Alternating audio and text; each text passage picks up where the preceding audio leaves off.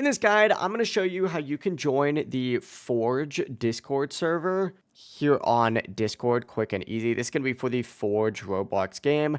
Before we do dive into this guide, make sure to like the video and subscribe to the channel with all notifications on. It really does help the channel and lets us know that you want more content like this. We'd greatly appreciate it. And if at any point throughout this guide you do have any questions, just ask them down in the comment section below and we can help you out further. I'm going to be doing my best to reply to every single comment down there. But this is going to work whether you're on the mobile app or on the PC app, just like so. And what you're going to want to do is actually just open it up and scroll down to the very bottom of this servers tab right here. And you're going to see a little plus icon down there. Go ahead and select that, and it's going to bring up a create your server tab just like so. What you're going to want to do is go down to the very bottom and select join a server just like that. And it's going to take you now to an invite link option where you're going to want to go ahead and type in the following. You just need to type in the Forgers just like so, spelled out exactly like this. It has to be all lowercase, no spaces.